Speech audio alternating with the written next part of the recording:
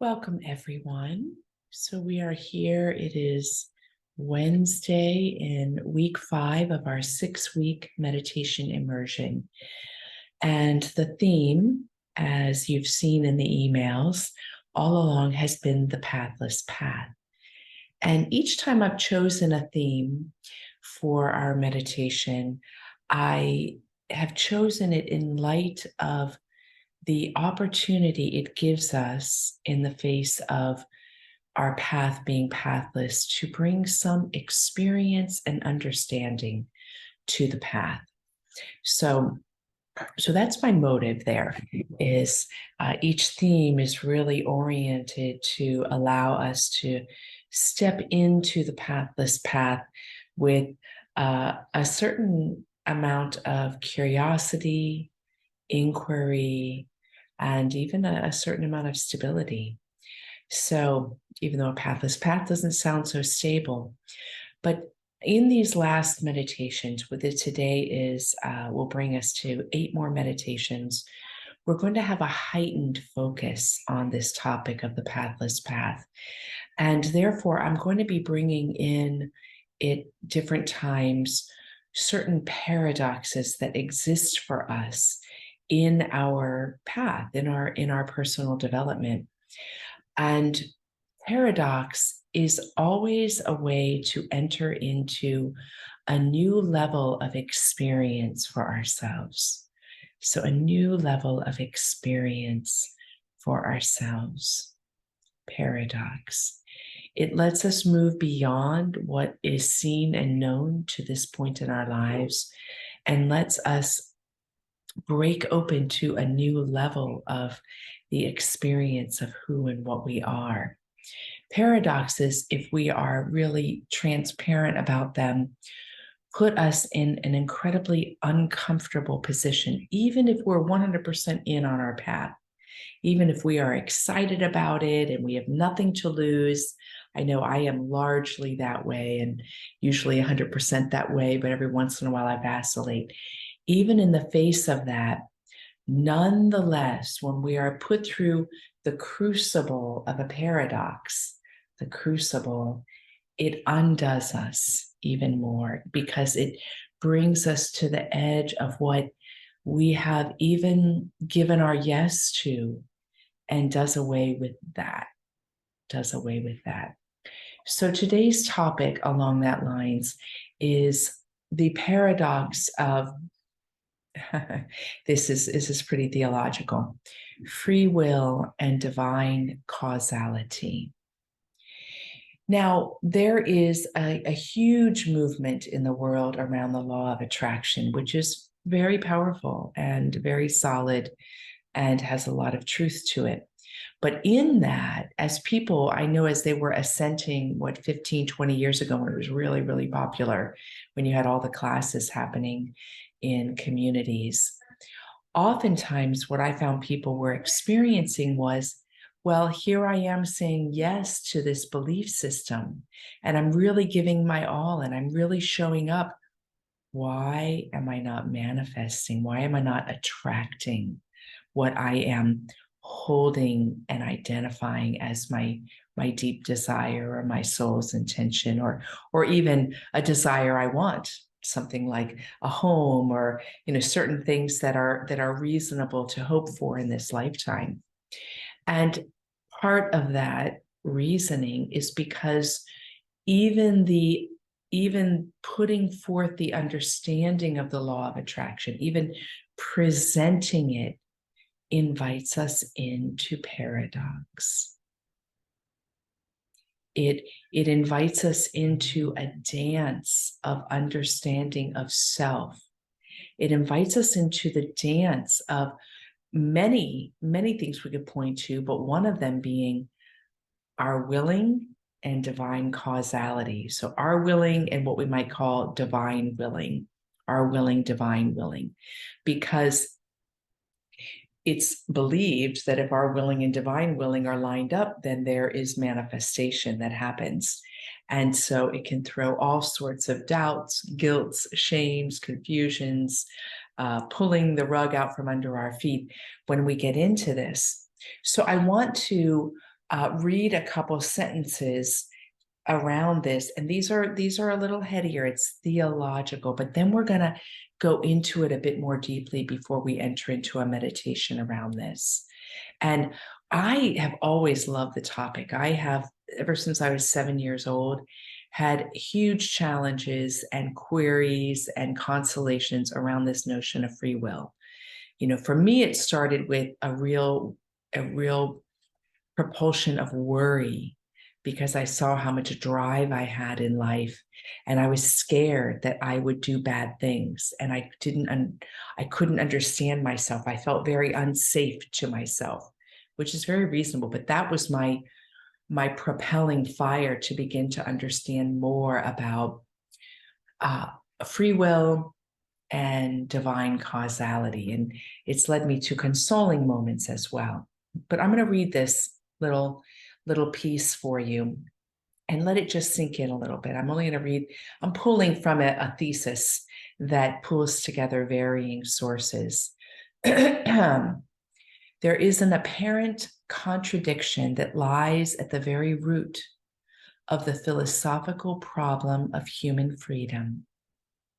This contradiction is the fact that human free choices, if they are a part of a creation-dependent universe, require an extra-human cause to bring about their existence.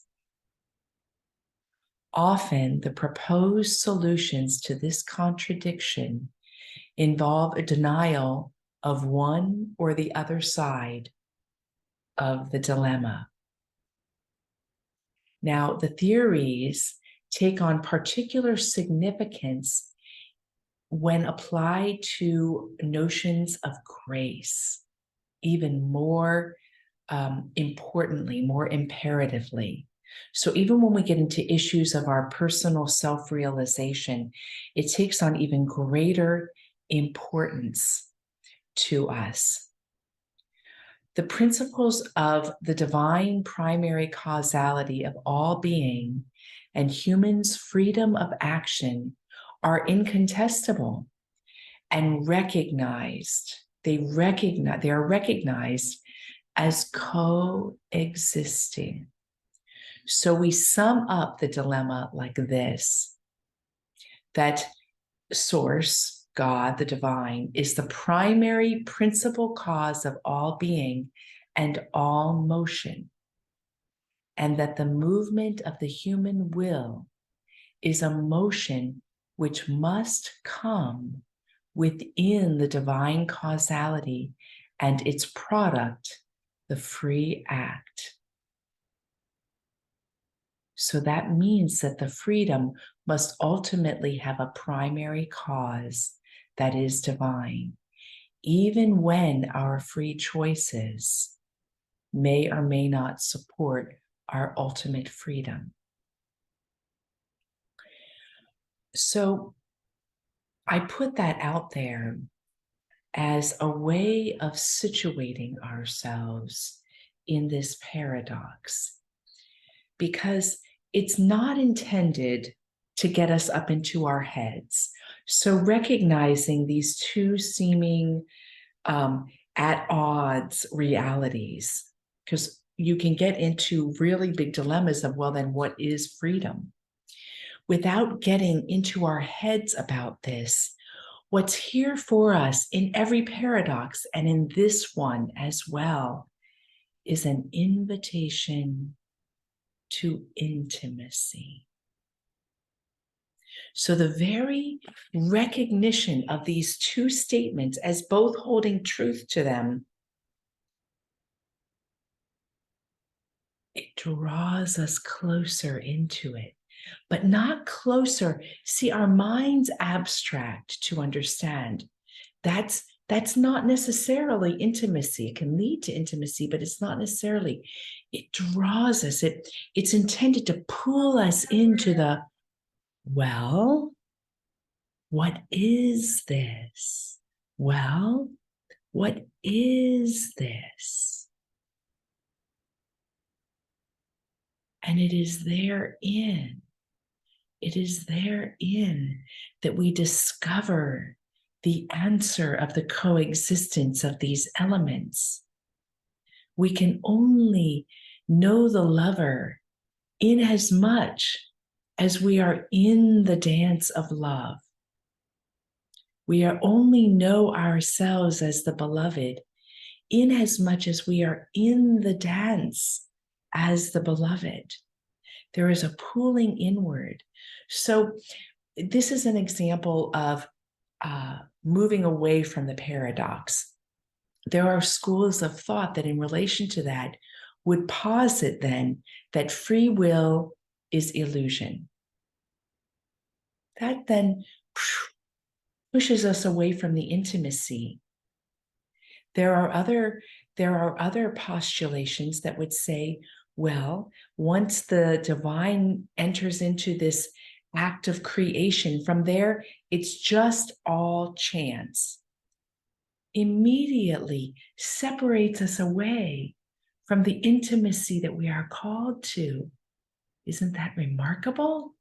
Isn't there great invitation here? You see, even in recognizing where we pull away in our understanding gives us a chance to draw close. And we have the testimony of every mystic that as they drew close, they penetrated into the coexistence of this. We have the well-known statement, and I've quoted it many times, of Teresa of Avila saying, "The realized soul plays with the universe like a child plays with a ball."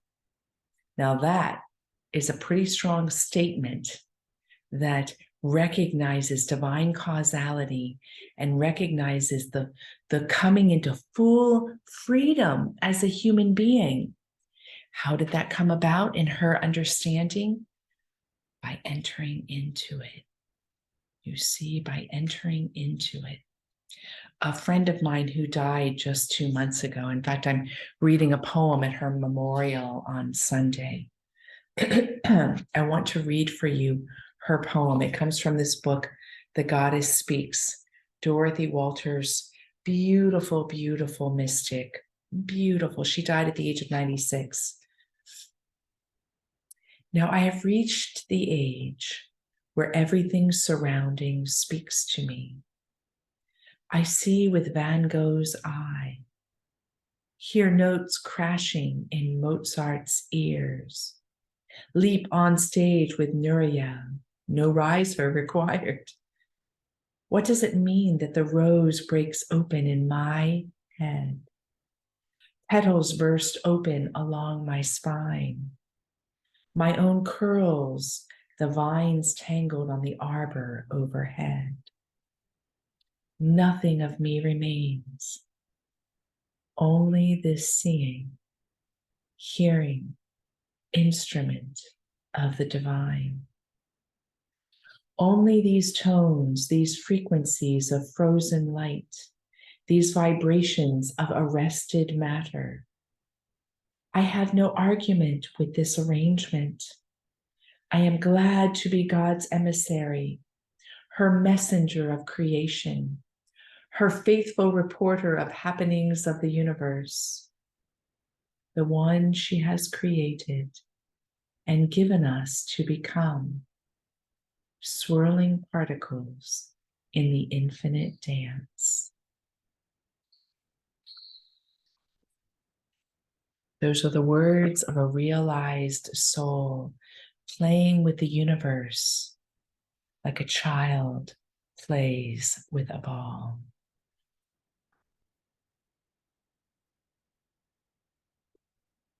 In the Radiant Sutras, we have a remarkable utterance that's uttered by Shakti. Now, if you understand the traditional explanations of Shakti, you'll find that Shakti is the embodiment of consciousness, that Shakti itself is the energy of the cosmos, that Shakti is the creative life force in the creative motion. And here you have an interesting insight coming from Shakti herself. What is this power we call life, appearing as the play of flesh and breath? How may I know this mystery and enter it more deeply? My attention is enthralled by a myriad of forms, innumerable individual entities everywhere, flashing into existence and fading away again. Lead me into the wholeness beyond all these parts. Do me a favor, my love. Let me rest in your embrace. Refresh me with the elixir of your wisdom. Ravish me with your truth. And you see her inquiry. Her inquiry is into what? Herself. How may I know this mystery and enter it more deeply? The dance is with herself because she is it. She is it. Remarkable for us. So our meditation today is an experience of this in a very simple repeating phrase that we are going to do on the breath, and is simply I am. I am. We're going to let this breath and this utterance come from the solar plexus chakra. So as you undoubtedly know, the solar plexus is the I am center of the being. And as we discover ourselves and step into the fullness of who and what we are, false senses of self fall away. We no longer speak in words such as ego or individual. We speak in words like Dorothy spoke.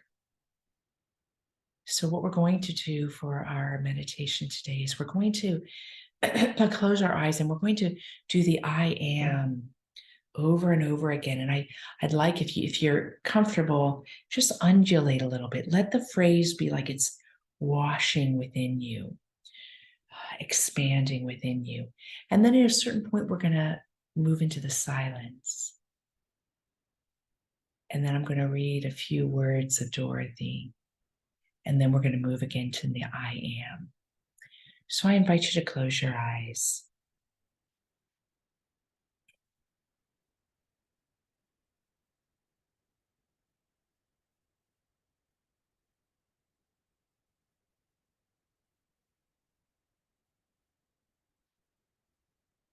And we come with an open question. How can we understand this mystery? How can we live it more deeply? Let's each say this phrase to ourselves in silence. I'll say it and you can silently say it yourself. How can I understand this mystery? How can I live it more deeply? How can I understand this mystery? How can I live it more deeply? How can I understand this mystery? How can I live it more deeply?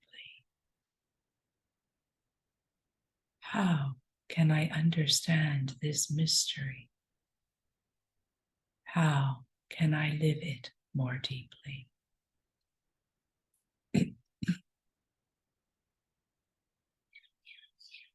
And bring your focus to the breath.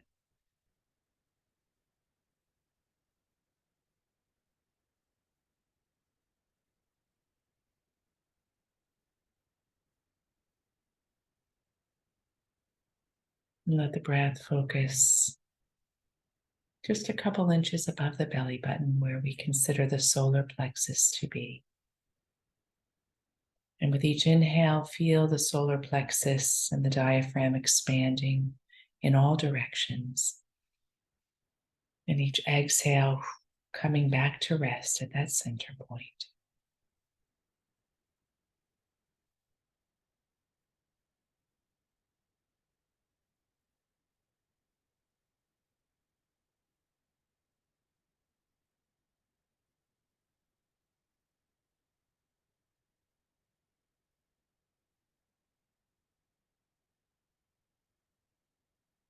And with this breath, we begin our mantra. After the next exhale, beginning on the inhale, I am. I am. Continue at your own pace.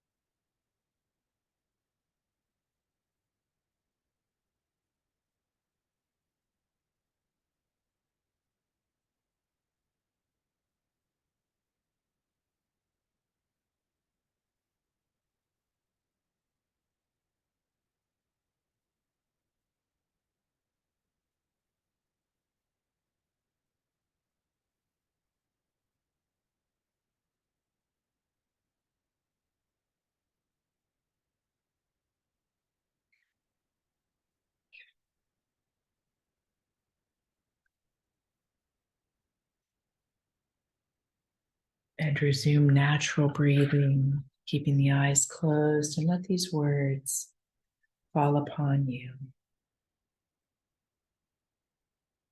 I have reached the age where everything surrounding speaks to me. Nothing of me remains, only this seeing, hearing instrument of the divine. Only these tones, these frequencies of frozen light, these vibrations of arrested matter.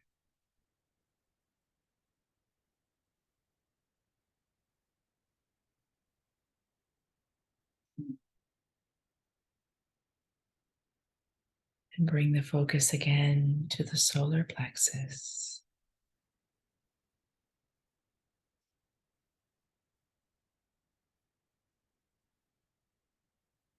And when you're ready, begin silently with our mantra again on the inhale. I exhale air. I am. I am. Continue at your own pace.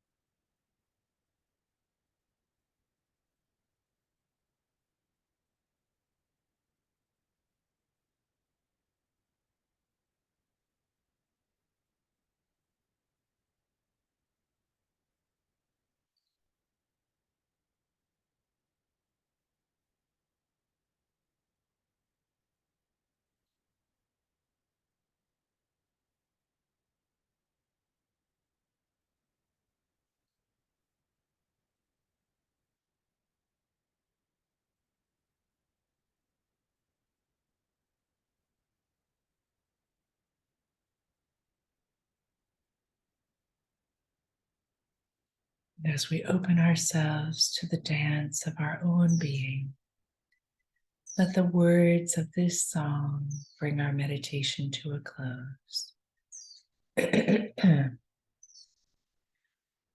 Draw me close to you. Never let me go. I lay it all down again to hear you say that I'm your friend. You are my desire. Nothing else will do, 'cause nothing else can take your place. To feel the warmth of your embrace, help me find the way. Bring me back to you.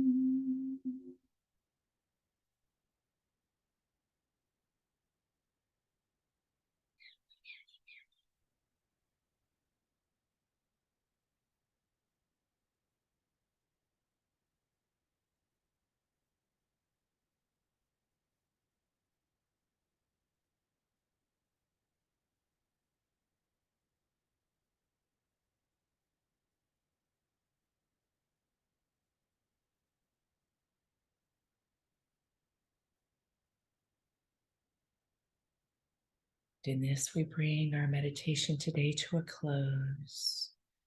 I invite you to draw your palms together in front of your heart and to open your eyes with Namaste. Namaste.